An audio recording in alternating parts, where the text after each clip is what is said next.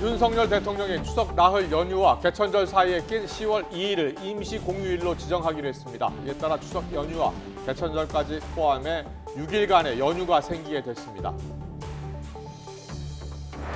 민주당 이재명 대표가 윤석열 정권의 민주주의 파괴에 맞서 국민 항쟁을 시작한다며 무기한 단식에 들어갔습니다.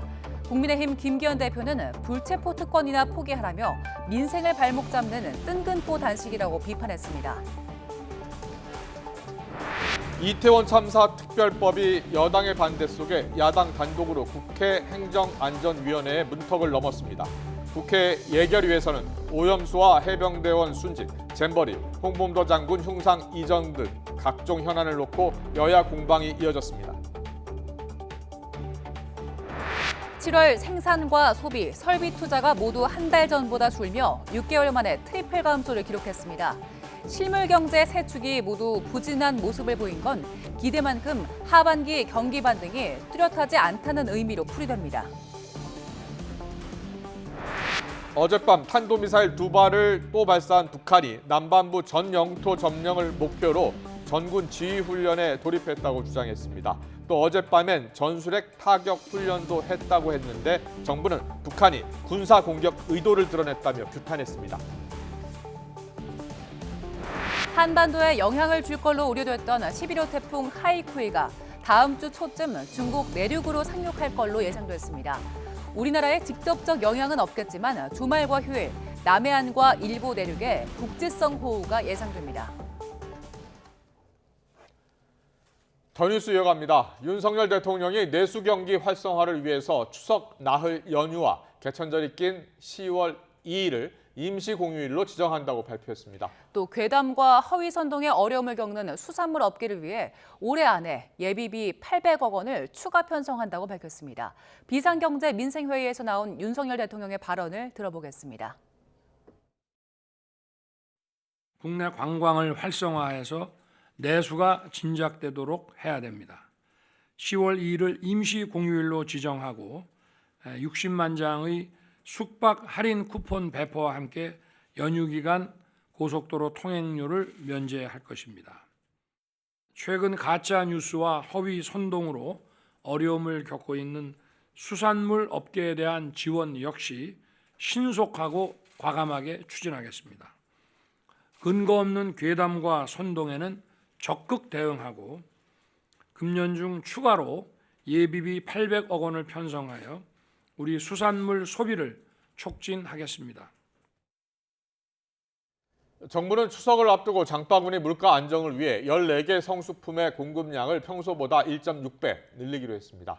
농림축산식품부는 추석 성수품 수급 안정 대책에서 배추와 무, 사과와 배, 소고기와 돼지고기 등 성수품을 다음 달 7일부터 27일까지 총 14만 9천 톤을 공급한다고 밝혔습니다.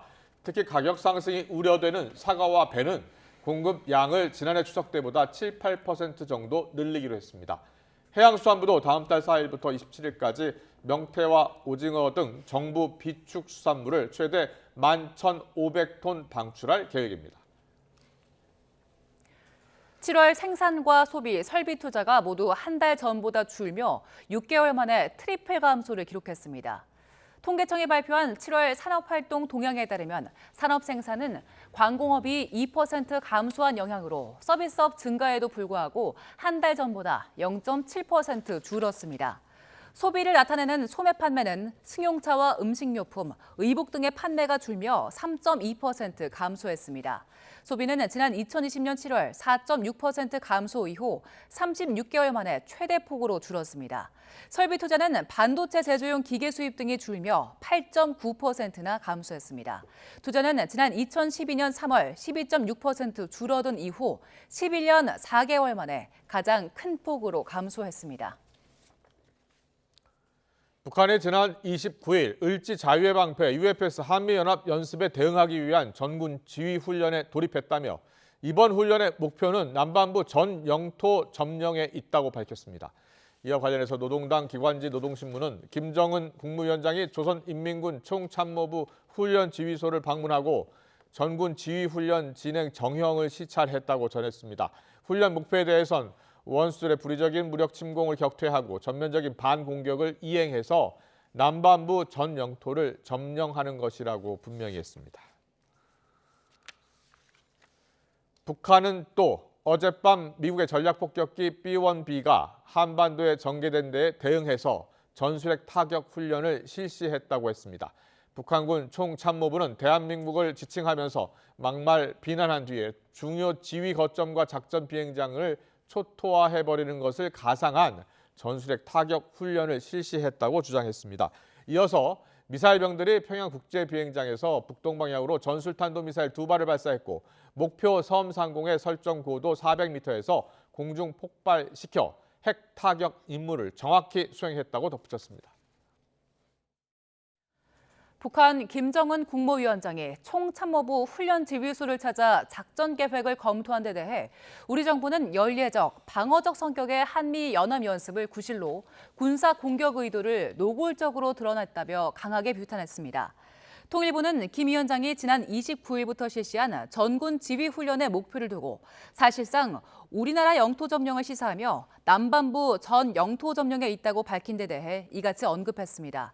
또 북한이 군사적 위협과 도발에 집착하면 할수록 공고한 한미일의 압도적 대응 역량에 직면하게 될 것이고 북한의 안보가 더욱 취약해질 뿐이란 점을 하루빨리 깨달아야 한다고 강조했습니다. 북한이 어제 또 미사일을 발사한 가운데 미국 정부는 이례적으로 북한 김정은 위원장과 러시아 푸틴 대통령이 서한을 교환했다는 첩보를 공개했습니다. 북한과 러시아가 무기 거래를 위해 활발히 협상을 벌이고 있다며 대응에 나설 뜻을 분명히 했습니다. 워싱턴에서 권준기 특파원이 보도합니다.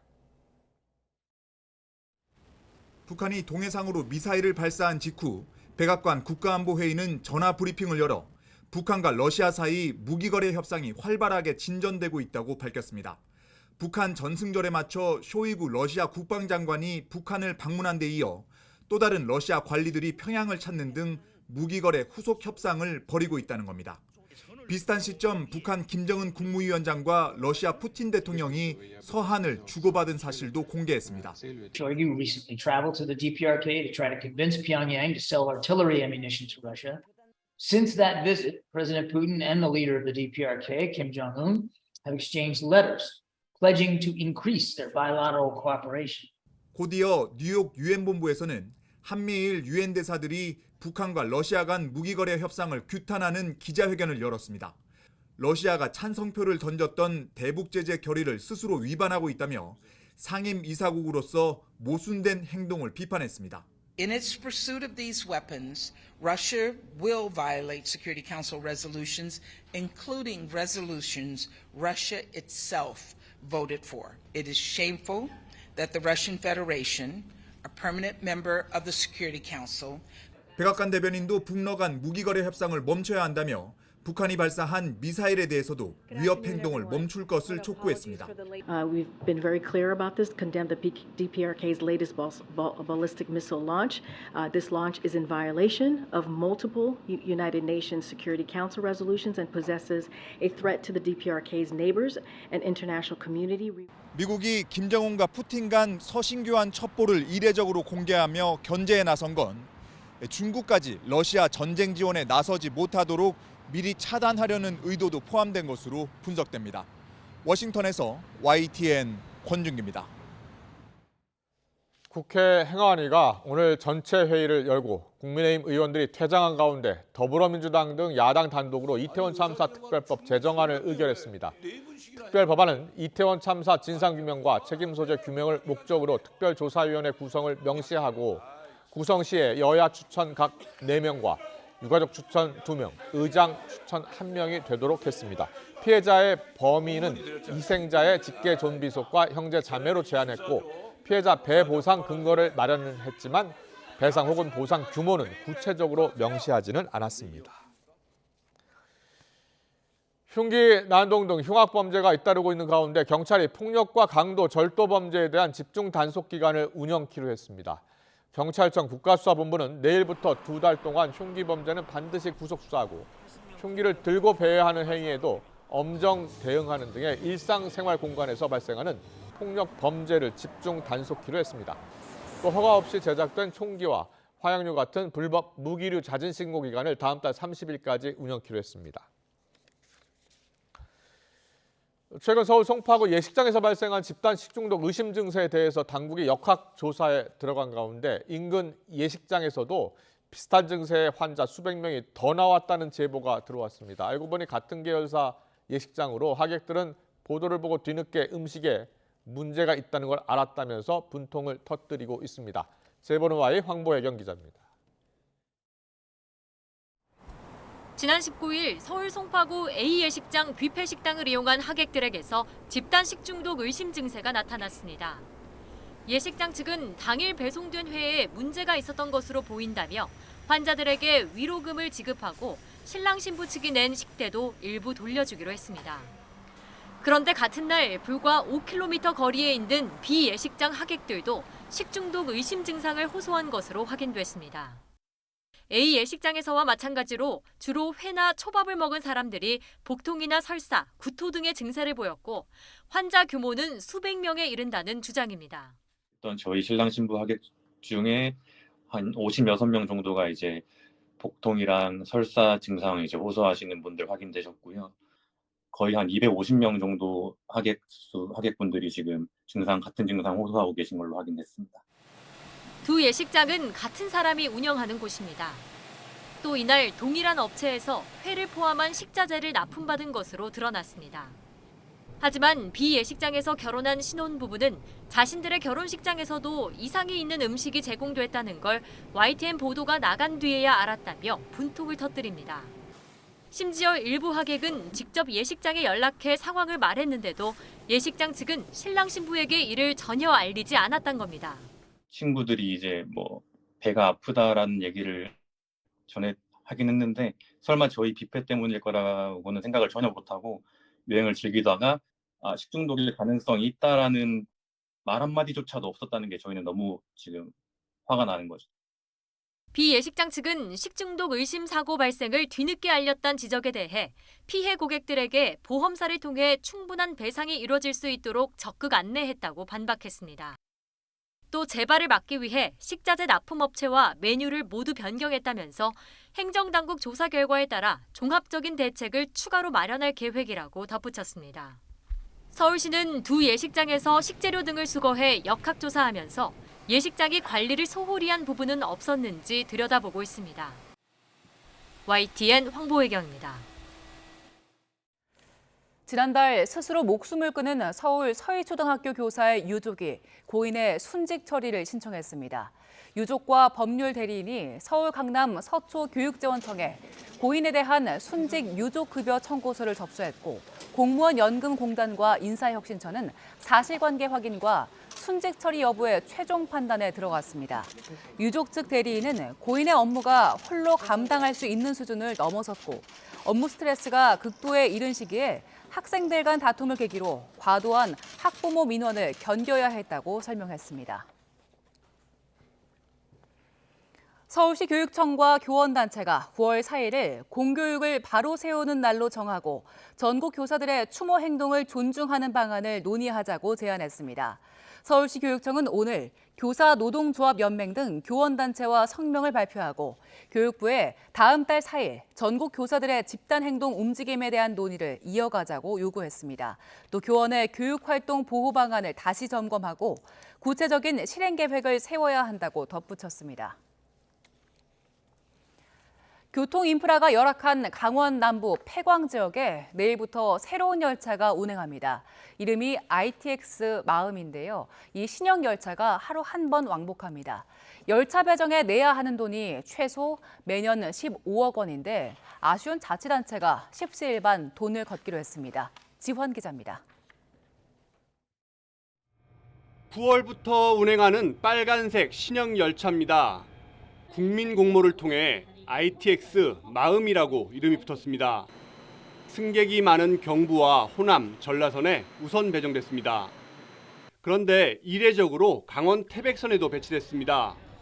서울 청량리역부터 교통 인프라가 열악한 폐광지 영월, 정선 태백을 거쳐 삼척과 동해역까지 하루 한 번 왕복합니다. 무궁화호 다니던 강원 남부 폐광지로선 새 열차가 특별해 기념식도 열었습니다. 벽지 노선이라 불리는 태백선에 신형 열차가 배정되기까지 우여곡절이 많았습니다. 노선 적자가 불보듯 뻔해 코레일은 2028년 이후에나 배치할 계획이었습니다. 결국 사정 급한 강원도와 폐광지 자치단체가 십시일반 돈을 걷기로 했습니다. 이른바 손실비용 부담금. 코레일 요구는 매년 59억 원이었는데 일단 15억 원만 내고 운송 수입을 살펴본 뒤 추후 정산하기로 했습니다. 강원도와 이제 강원 지역 지자체가 이제 새 열차를 조금 요청을 한 거죠. 그렇죠. 코레일 입장에서 보면 한 개 열차를 죽음으로써 자기네도 이제 더 비용이 들어가잖아요. 그러니까 그 비용을 이제 내라는 거거든요. 철도산업발전기본법에는 손실이 예상되는 벽지 노선을 코레일이 운행할 경우 원인 제공자가 그 비용을 물어야 합니다. 앞으로 5년간 강원도와 영월군, 정선군, 태백시가 각각 3억 원, 동해시와 삼척시는 각 1억 5천만 원씩 마련해 모으기로 했습니다. 전국 팔도를 잇는 마음을 담았다는 신형 열차를 바라보는 폐광 지역 마음이 복잡한 이유입니다. YTN 지환입니다. 검찰이 주차 시비 끝에 일본도를 휘둘러 이웃을 살해한 남성에게 무기징역을 구형했습니다. 수원지방검찰청 성남지청은 살인 혐의를 받는 77살 A씨의 결심 공판에서 무기징역을 선고해달라고 재판부에 요청했습니다. A씨는 지난 6월 빌라 주차장에서 주차 문제로 다투다가 집에서 가져온 장검을 휘둘러 이웃을 살해한 혐의를 받습니다. YTN 김영수입니다.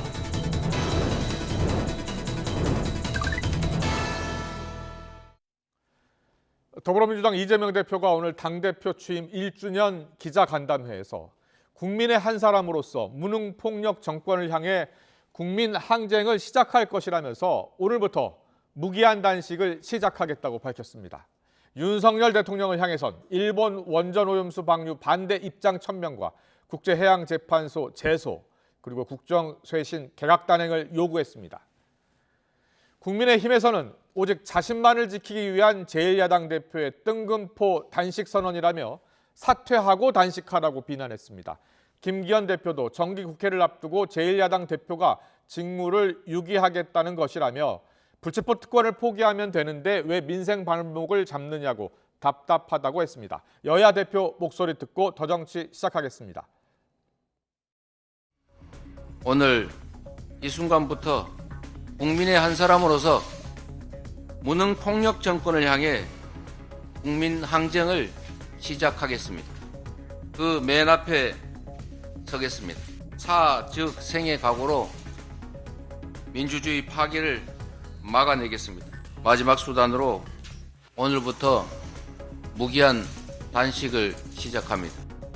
민생을 챙기고 국민들의 살림을 돌봐야 되는 정기국회 교회를 앞두고 웬 뜬금포 단식인지 모르겠습니다. 당 대표가 제1야당, 그것도 거대 야당을 이끌고 있으면서 직무를 유기하겠다는 것에 다름 아닙니다. 불체포 특권을 포기하면 되는 것인데 왜 그렇게 자꾸 민생 발목 잡기를 하시는지 참 답답합니다.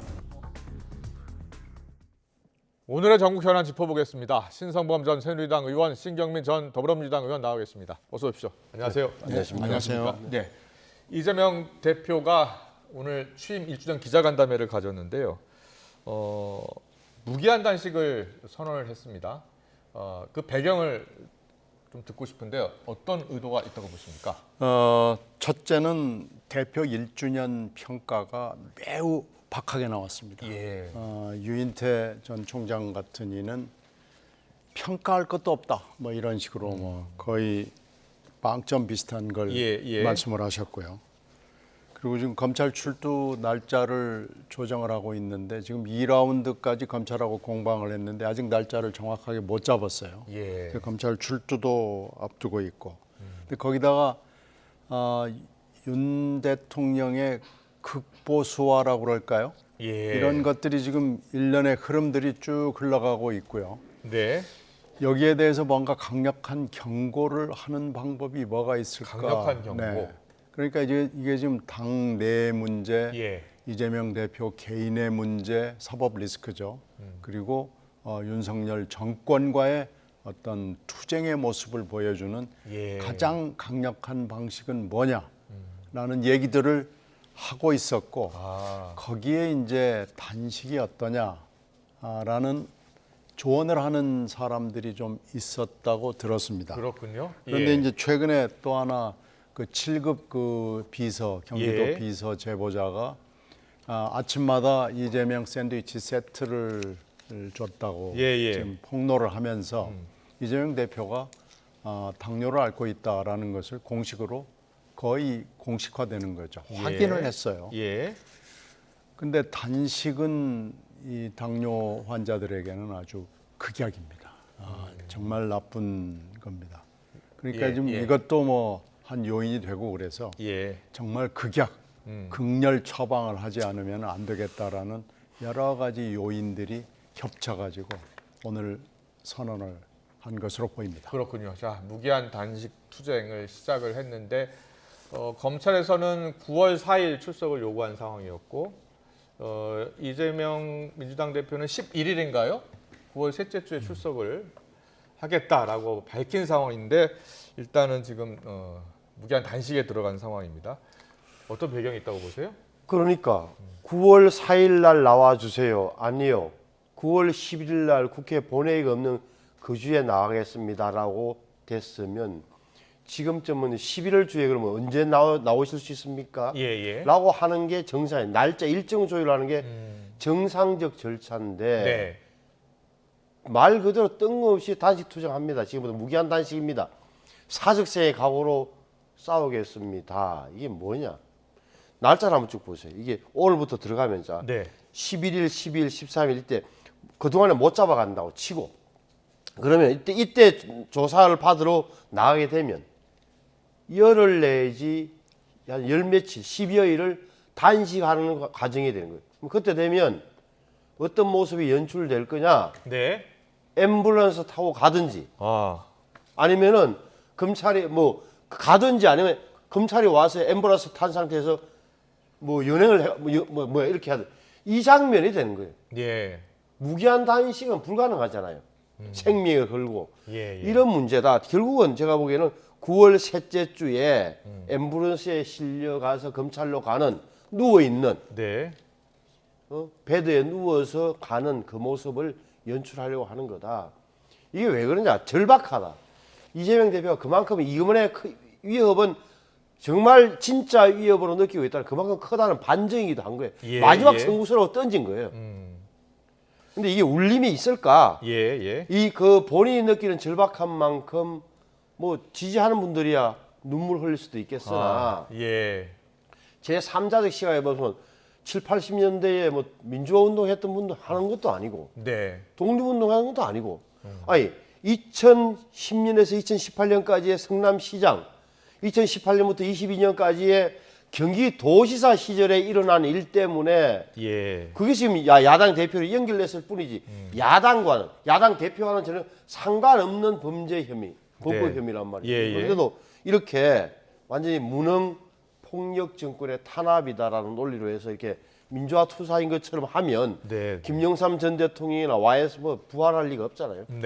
오늘 이재명 대표는 무기한 단식을 선언하고 또 동시에 민주주의를 바로 세우는 첫날이 될 것이다라고 이야기를 하면서 국민 항쟁을 하겠다라고 이야기를 했거든요. 국민 항쟁 어떻게 생각하세요? 그건 그렇게 쉬워 보이지 않습니다. 국민 항쟁까지 하기에는 지금 그 정도의 유인까지는 좀 어려워 보이는데요.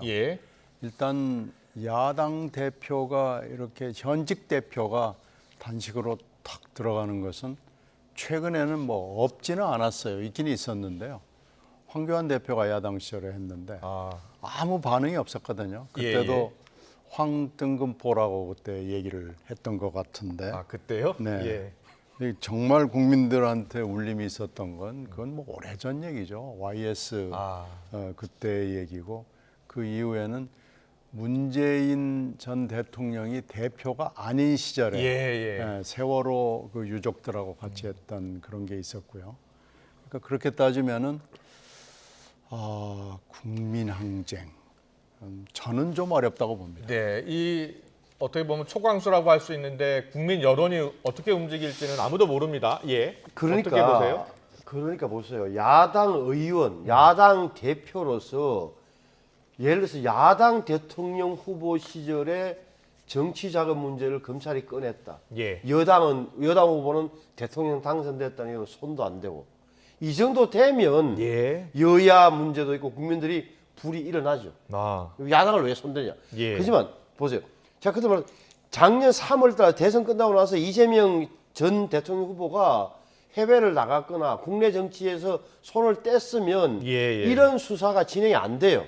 국민들이 볼 때 선거 패배한 야당 전직 대통령 후보를 검찰이 수사한다. 아무리 뭐 시장실의 이야기로 그걸 국민들이 국민들이 막아선다고요. 그건 너무하는 짓이라고. 검찰은 손을 못 댔을 거예요. 그런데 그도 말씀드리지만 석 달 만에 국회의원 되고 국회의원 된 지 2달 만에 대표 되면서 이것이 개인 성남시장 경기도지사 시절 이재명 시장 지사의 문제점이 고스란히 야당 대표의 문제인 것처럼 보여졌을 뿐이지 관계가 없는 거란 말이에요. 그런데 와서 지금 민주를 말씀하시게 되면 국민들이 혼동을 크게 일으키는 처럼 보이지만 이건 밝혀지게 돼 있기 때문에 제가 보기에는 그 본인이 느끼는 절박함과 죽음을 각오했더니 절박한 만큼 국민이 느낄 만한 소재가 별로 없어요. 다만 검찰이 해도 너무하네. 증거가 없는데 그렇게 그 정도 수사했으면 됐지라는 그 정도 수준은 가능할지 몰라도 민주투사로 변신은 불가능한 대목이잖아요. 네. 얼마 전에 여야 모두 의원 연찬회 1박 2일 동안 있었잖아요. 그때도 이 단식 이야기는 없었던 것 같거든요. 당시 그때 연찬회 분위기가 좀 어땠습니까? 연찬회는요. 얘기가 나올 거라고는 했습니다마는 다들 지금 조심하는 분위기고. 그렇군요. 지금 의원들이 다 나의 생존, 그러니까 나의 공천 여기에 지금 신경이 모두 다 가 있기 때문에 여러 가지 얘기를 허심탄회하게 마음을 툭 터놓고 얘기할 수 있는 분위기는 아니었습니다. 그렇군요. 그러니까 거기서 나왔던 얘기를 가지고 당의 분위기를 가늠하기는 쉽지가 않아요. 그 연찬회는 물론 1박 2일로 장시간 했습니다마는 의원들이 마음속에 담고 있는 하고 싶은 얘기는 거의 못했다고 보는 것이 맞고요. 그것은 여당도 마찬가지입니다. 여당도 지금 나의 생존, 자기들 목줄이 지금 이 용산의 손에 달려 있다고 다들 보고 있는 판인데 무슨 얘기를 했겠어요. 그랬군요. 다만 조금이라도 무슨 소리가 나왔느냐 안 나왔느냐라는 것이 중요하죠. 근데 여당에서는 아예 소음도 안 나왔고 야당에서는 이제 조금 나오고 그런 거죠. 지금 화면 나가고 있는데 이게 조금 전 화면입니다. 지금 단식장 국회 앞에 설치를 했고요. 여야 이재명 대표를 비롯해서 지금 야당 지도부가 다 함께 자리에 앉았습니다. 그렇죠? 박광원 원내대표도 보이고 정청래 의원도 보이고. 로텐더홀이 아닌 것 같기도 하고. 바뀝니다. 국회 앞. 그렇죠. 거기 2층 올라가는 야외입니다. 그러니까 야외 단식하고 실내 단식하고는 또 굉장히 체력적으로 차이가 많이 나서요. 이걸 오래 버틸 수 있을까? 좀 회의적입니다. 오늘 정성호 의원 라디오 인터뷰 때요. 그 일각에서 제기했었던 그 인당수론 있지 않습니까? 이재명 대표를 심청위에 비유해서. 그런데 이 서른 의원이 제기한 인당수론에 대해서 공양미 한석도 보태지 않았으면서 딸 팔아먹은 신봉사 생각이 났다. 이렇게 인터뷰를 했습니다. 자, 서른 의원이 제기한 그 인당수론은 당내 그러면 소수 의견에 불과한 겁니까?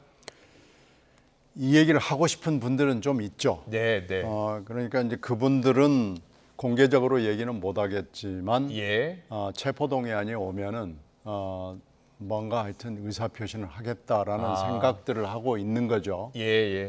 그러면서 이제 물론 야유도 나오고 뭐 그랬다고 그래요. 분위기상으로는. 그러나 그 얘기가 뭐 해서는 안 되는 얘기를 했다라고 생각하지는 않습니다. 그래서 지금 현재 2월 27일 날 체포동의안 1차 그 표를 한번 우리가 봤고요. 그다음에 박광원 원내대표가 당선됐을 때 표를 한번 봤고요.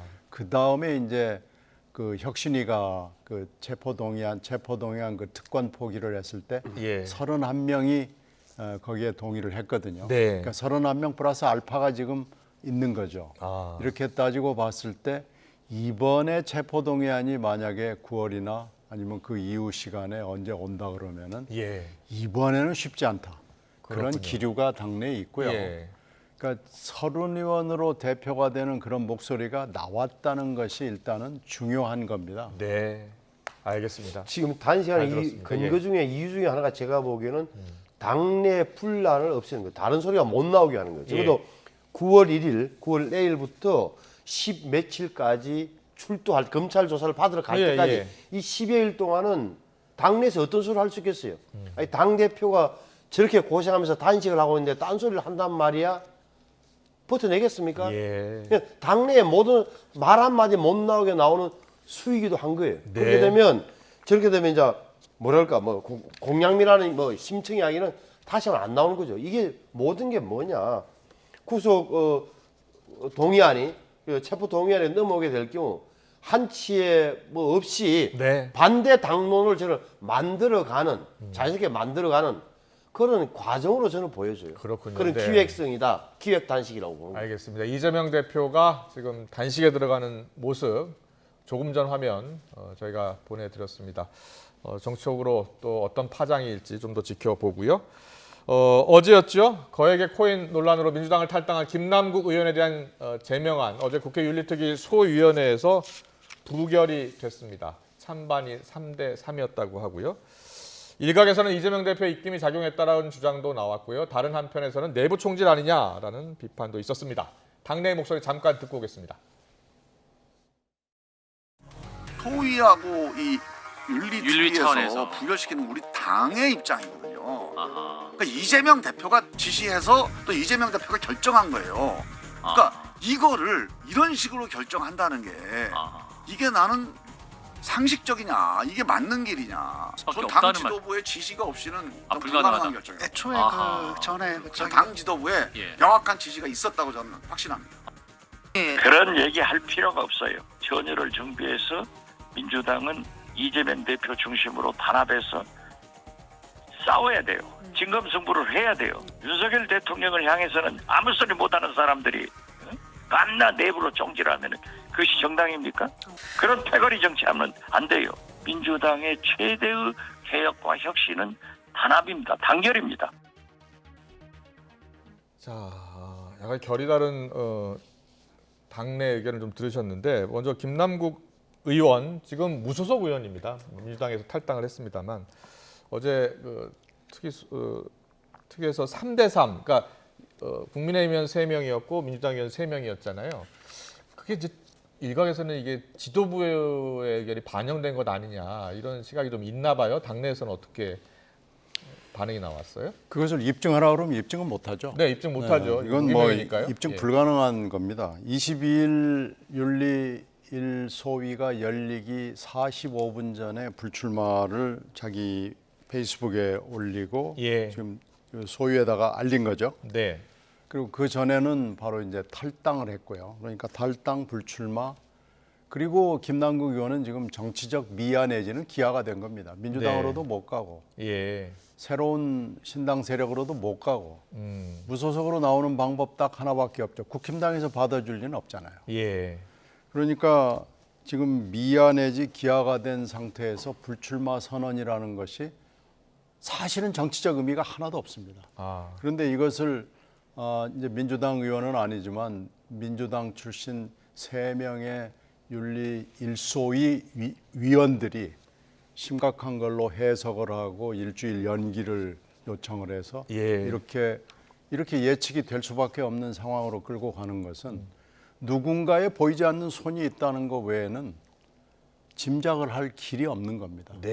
그리고 지금 이 28일, 29일 워크숍에 가가지고 윤리적 민주당으로 거듭나겠다고 선언을 한 하루도 안 돼가지고 이렇게 되면은 지금 이 혁신위가 왜 나왔느냐? 이게 지금 5월 8일 날 김남국 코인 사태가 터졌어요.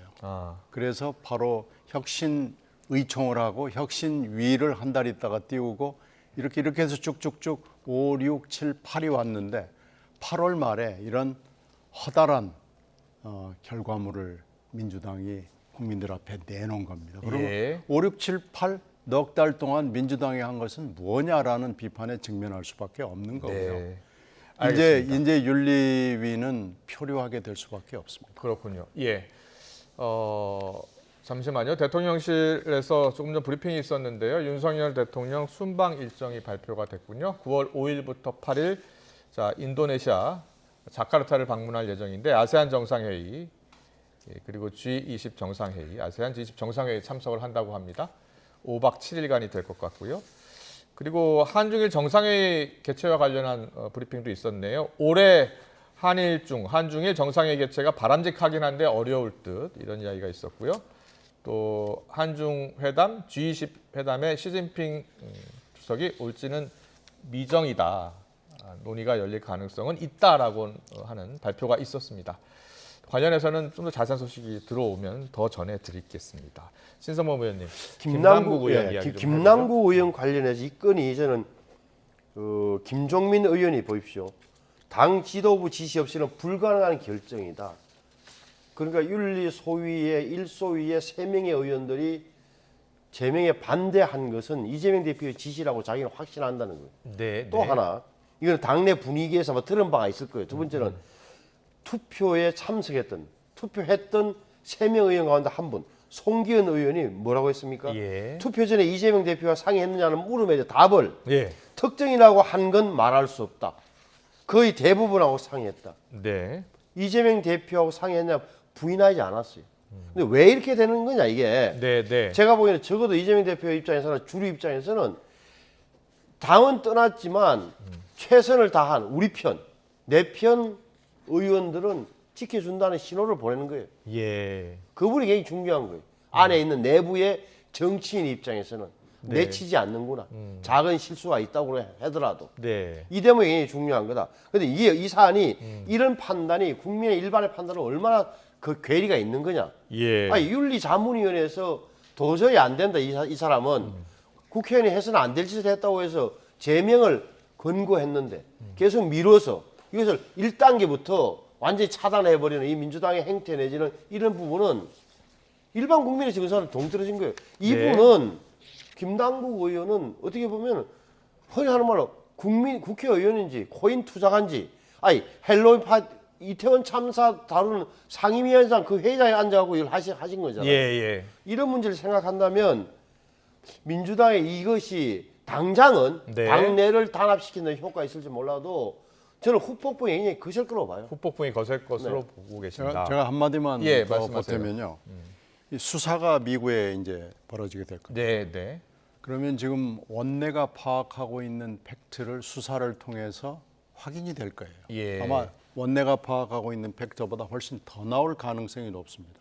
근데 원내가 파악하고 있는 팩트는 지금까지 알려진 팩트보다 훨씬 더 심합니다. 예. 이 김남국이라는 분은 미안하지만 국회에서 일할 수 있는 자질과 자격이 없는 분이에요. 예. 그러니까 이분은 빨리 코인협회에 출마를 하든지 아니면 미국의 월가로 가서 직장을 찾든지 해야죠. 예. 바로 불출마나 탈당이나 이런 게 아니고 근데 바로 오늘 사퇴를 해야죠. 오늘 정성호 의원이라든지 안민석 의원 라디오 인터뷰 보면 불출마 선언을 했다는 것은 정치 생명을 끊었는데 끊은 것과 마찬가지인데 비난받아 마땅하지만 실정법 위반한 것은 아니지 않냐. 국민들이 정치를 그만하겠다고 했는데 납득하지 않을까 생각한다. 뭐 이런 입장을 그건 뭘 잘 좀 모르고 하는 얘기고요. 예. 국회의원이라는 자리가 뭔지를 잘 모르고 우리 편이니까 지금 편드는 겁니다. 이런 분들은 아무리 선수가 높아도 더 이상 입을 열어서는 안 됩니다. 네, 자 국민 여론에 어떤 영향을 미칠지 좀 더 지켜보겠습니다. 다음 이슈 넘어가겠습니다. 정치권에서 오염수 용어 변경 논란 다시 재점화되는 분위기인데요. 후쿠시마 원전 오염수를 이제는 오염 처리수로 바꿔 불러야 한다라는 주장이 또 제기가 됐고 여권 내 일각에서 다시 나오고 있어요. 그랬더니 이제 민주당은 일본과 같아지겠다는 거냐라고 비판하고 나섰습니다. 여야 목소리 듣고 오겠습니다. 의원님도 처리수가 맞다고 보시는 거죠? 국민들에게 불안감을 야기해서 어민들에게 또 수산업자들에게 많은 피해가 가고 있기 때문에 알프스를 거쳐서 처리하고 방류하는 시점부터 이것은 이제 처리수로 바꿔야 되지 않느냐라고 하는 논의는 그 시점부터 충분히 가능한 것이라고 생각합니다. 근데 그렇게 바꾼다고 오염수가 처리수가 됩니까? 오염수는 오염수죠. 도쿄전력에서 발표한 자료만 봐도 네. 전체 지금 1073개 드럼이 있는데 네. 그중에 30%는 처리가 됐고 예. 나머지 70%는 그 기준치를 넘어섭니다. 그렇게 해서 오염돼 있는 것인데 네. 그걸 처리수라고 말한다고 해서 오염이 없어지냐 말이죠. 자, 어떻게 들으셨습니까? 지금 정부 입장은요. 검토하겠다는 겁니다. 검토하겠다는 것. 여론을 좀 보겠다는 것인가요? 저는 뭐 정부 공식 용어로는 예. 정부 공식 용어로는 저는 뭐 처리수 쓸 때도 있다고 생각해요. 근데 이것을 일률적으로 언론도 자 오염수 처리수로 써주세요라는 그 요청을 못 하는 거예요. 예, 우리 정부 입장도 지금 정리가 안 된 거 아니에요? 그러니까 지금 예. 그나마 기준이 될 수 있는 게 IAEA가 어떻게 하는 건데 IAEA 홈페이지에 들어가 보면 뭐라고 써졌어요? 후쿠시마 다이이치, 예. 후쿠시마 제일 원전이죠. 예. 후쿠시마 다이이치 알퍼스 트리티드 워터래. 알퍼스 처리수, 알퍼스로 처리된 물. 네. 알퍼스 트리티드 이렇게 돼 알프스로 처리된 오염수? 아니 그 워터라고 표현돼 워터. 있어요. 예. 이렇게 돼. 근데 이걸 그게 막 길잖아요. 알퍼스 처리수. 네. 이렇게 할 수는 없는 거다. 예. 그래서 뭐 노림수는 분명해 보이는 거죠. 야당에서는 죽으라고 오염수 써라는 말을 계속 퍼뜨리고 아니, 싶은 우원식 거고. 의원은 오염수 처리했다고 오염수가 오염수지 오염수가 아닐 아니 수 있냐. 오염수를 오염된 걸 처리하는 거는 맞죠. 근데 예. 그걸 오염 처리수 예. 이도 말이 되는 건지. 예. 하여튼 제 입장에서는 그렇게 봐요. 이게 뭐 중요하냐는 소리를 하고 싶어요. 그러니까 이게 네. 국민들 입장에서는 오염수든 처리수든 머릿속에는 오염수로 받아들일 가능성이 높잖아요. 네. 그래서 불안해하는 거고.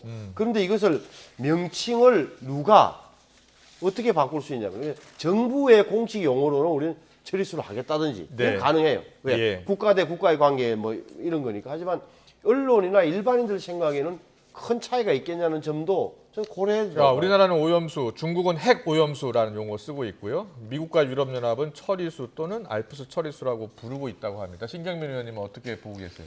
이 사안을 바라보는 본질은 지금 하나도 바뀐 게 없어요. 네. 뭐 여당은 지금 뭐 계속 좀 약간 지금 용어를 놓고 혼선을 빚고 있는지 모르지만 예. 여당의 본질적 태도는 뭐 우리가 익히 알고 있는 바고 네. 야당도 본질적 태도는 지금까지 바꾼 적이 없습니다. 그럼 용어 가지고 이렇게 싸워봐야 예. 이건 괜히 쓸데없는 신경전이고요. 네. 총리가 뭐 나와가지고 뭐라고 한다고 그래서 이거 그 말이 맞습니다. 할 사람은 야당 안에는 없다. 일단 한 사람도 없고요. 예. 국민들 중에도 총리가 저렇게 얘기했으니까 그런가 보다 하고 고개 끄덕일 사람이 저는 거의 없다고 봅니다. 그래서 예. 이 본질적 차이를 어떻게든지 설득할 수 있는 노력을 기울여야지. 그러니까 국민을 안심시킬 수 있는 방법을 찾아야지. 용어를 가지고 어떻게 뭘 바꿔보겠다 하는 생각은 버리는 게 맞고요. 예. 하나도 도움이 되지 않습니다. 자, 이재명 대표 모습이 좀 잠깐 비쳤는데 이 대표가 오늘 기자간담회 때 무기한 단식 선언과 함께 윤 대통령을 향해서 세 가지를 이제 요구를 했는데 원전 오염수 방류 반대 입장을 천명해라. 그리고 국제해양재판소 제소를 해라라고 이야기했습니다. 오염수 관련해서는 이 두 가지인데요. 여기에 대해서는 어떤 생각이세요? 그러니까 지금 이 1000개가 넘는 드럼에 이게 물이 갇혀 있잖아요. 예. 근데 지금 그 물이 다 성격이 좀 다릅니다. 균질수가 아니라는 얘기입니다. 그러니까 지금 우원식 의원이 얘기하는 게 그 얘기를 하는 거예요. 예. 70%는 비균질하고 오염이 굉장히 심한 물이고 그렇군요. 30%는 조금 오염이 덜 된 물인데 네.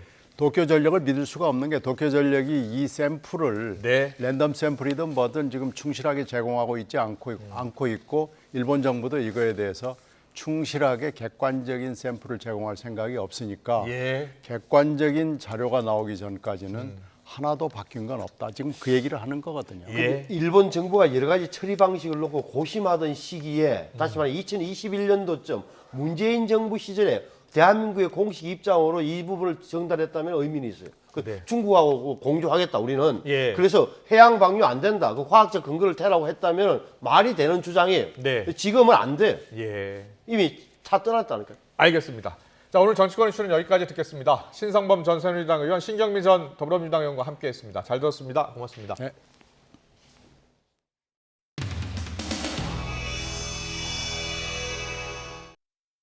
입인지 이를 제가 말씀을 드릴 테니까 그걸 답을 듣고 말씀하세요, 총리. 예의가 없으신 거예요. 위원장님.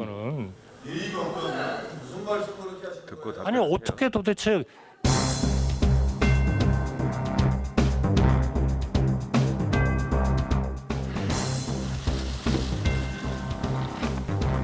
제가 현장에 나가 보면 많은 어민들이 왜 문제가 없다면서 아직까지도 오염수라고 부르느냐.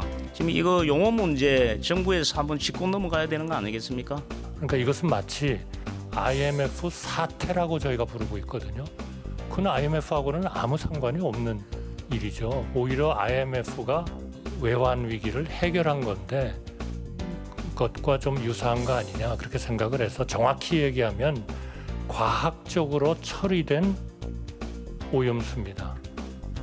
오염수는 일본 영해를 벗어납니까? 안 벗어납니까? 당연히 벗어나죠. 당연히 벗어나죠. 오염수가 그러면 아니라 과학적으로 처리된 오염수입니다. 어렵네요. 줄여서 오염수라고 하시죠. 아니죠. 오염수하고는 전혀 다른 얘기 아닙니까?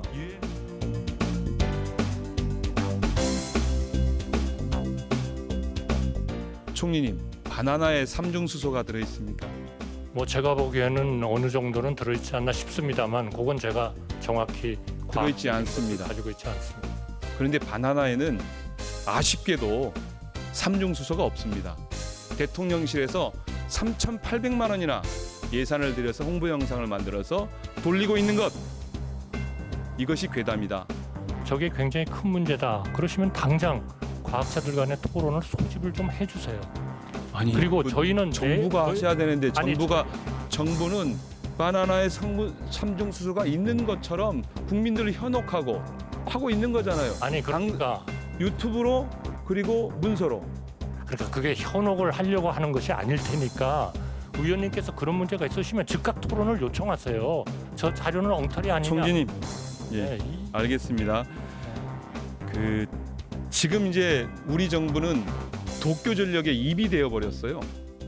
그거는 지금 총리께서 아까 잠깐만요. 제 이제 말씀을 듣고 답을 하시죠. 아니 그런데 어떻게 입인지 이를 제가 말씀을 드릴 테니까 그걸 답을 듣고 말씀하세요, 총리. 예의가 없으신 거예요. 위원장님.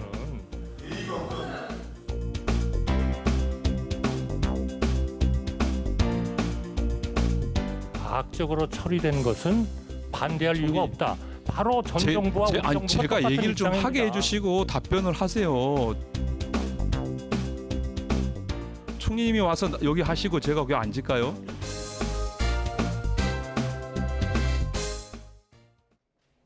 서울 등 중부지방에는 모처럼 파란 하늘이 펼쳐졌습니다. 주말까지 중부지방은 대체로 맑겠지만 날이 다시 더워집니다. 현재 서울 기온은 어제보다 4도가량 높은 28.8도까지 올랐는데 내일은 30도를 보이면서 예년보다 덥겠습니다. 반면 남부지방은 주말인 모레까지 비가 오락가락 이어지겠는데요.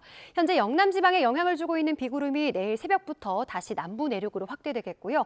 모레까지 영남과 제주도에 최고 200mm 이상, 그 밖에 남부 내륙에는 최고 150mm의 큰 비가 예상됩니다. 특히 영남 해안과 제주도에는 국지성 호우가 쏟아질 수 있는 만큼 대비 철저하게 해주시기 바랍니다. 또한 이들 지역에는 너울성 파도까지 매우 높게 일겠습니다. 내일 아침 기온은 서울 20도, 대전 18도, 광주 21도로 선선하게 출발하겠고요. 하지만 낮에는 서울 기온 30도, 대전 30도, 광주 31도, 부산 27도 등으로 날이 다소 덥겠습니다. 다가오는 휴일에는 전국에 비 소식이 있습니다. 태풍의 간접 영향으로 우리나라에 다량의 수증기가 유입되면서 곳곳으로 강한 비가 내릴 것으로 우려되는데요. 태풍 하이쿠이는 중국으로 향할 것으로 예상돼 우리나라에 직접적인 영향을 주진 않겠습니다. 다만 어젯밤 발생한 12호 태풍 기러기가 다음 주 초 일본 남쪽 해상까지 북상할 것으로 전망되는데요. 아직 태풍 진로가 유동적인 만큼 발표되는 기상 정보에 귀를 기울여 주시기 바랍니다. 날씨였습니다. 이슈를 더 쉽게 전해드리는 더 뉴스, 내일은 더 준비하겠습니다. 잠시 뒤에는 뉴스큐가 방송됩니다. 시청해주신 여러분 고맙습니다.